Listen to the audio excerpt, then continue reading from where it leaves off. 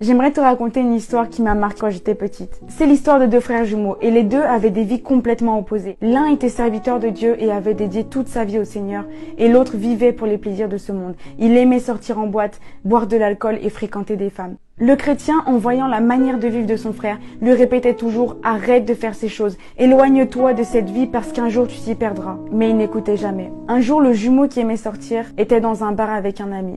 Comme il buvait beaucoup, il commença à se disputer avec son ami. La dispute dégénère et le frère finit par poignarder son ami. Quand il se rend compte de son acte, il décide de s'enfuir avec sa chemise tachée de sang. Ceux qui ont été témoins du meurtre commencent à le poursuivre en appelant la police. Le frère court le plus vite qu'il peut jusqu'à la maison de son frère chrétien. Arrivé devant la porte, il supplie son frère de lui ouvrir. Son frère ouvre la porte et voit son jumeau en panique. « Vite, aide-moi! J'ai tué quelqu'un, il faut que tu me caches. Des gens me poursuivent. » Son frère chrétien lui dit alors « Je ne peux pas te cacher ici, mais donne-moi ta chemise et prends la mienne. » Alors sans hésiter, il enlève sa chemise tachée et la donne à son frère qui lui donne en retour sa chemise propre. Puis il ouvre la porte derrière sa maison et lui dit « Maintenant va-t'en vite avant qu'il te retrouve. Mais promets-moi une chose, de ne jamais salir cette chemise. Garde-la loin des souillures de ce monde. » Le frère acquiesce puis s'en va. Juste après, les témoins du crime arrivent à la porte de la maison et ils frappent en disant « Ouvre-nous! Est-ce que c'est toi qui as tué cet homme? Et pourquoi tu l'as tué? Dis-nous pourquoi tu l'as tué. » Mais ne voulant pas mentir, il resta silencieux. D'un coup, un homme parmi le groupe s'écria « Mais regardez-le! Sa chemise est pleine de sang. Pourquoi vous doutez encore? C'est lui, livrons-le à la police. » La police l'embarque et le conduit en prison, puis au tribunal.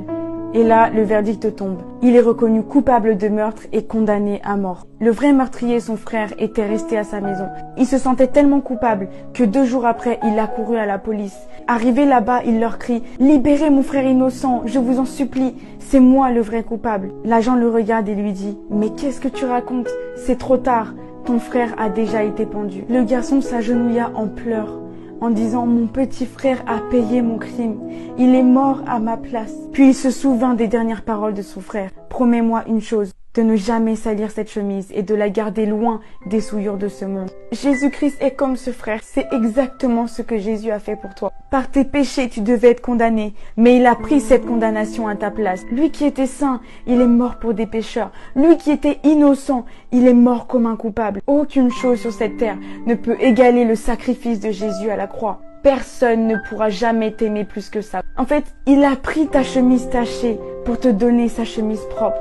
Ne vis pas dans la sainteté pour aller au ciel, mais vis dans la sainteté parce que celui qui t'a pardonné est saint. Parce que ce qu'il a fait à la croix pour toi est trop grand pour être ignoré. En fait, il a déjà fait le premier pas. Tu n'as plus rien à faire, si ce n'est que d'accepter cet amour débordant de Dieu pour toi, manifesté à travers Jésus-Christ. Tu es le résultat des décisions que tu prends. Tout comme les deux frères, chacun avait choisi la vie qu'il voulait mener, par choix. Jésus a fait le choix de t'aimer avant même que tu entendes parler de lui. La Bible dit car nous l'aimons, car il nous a aimés le premier. Donc n'attends pas qu'il soit trop tard, mais fais le choix d'ouvrir ton cœur à Jésus.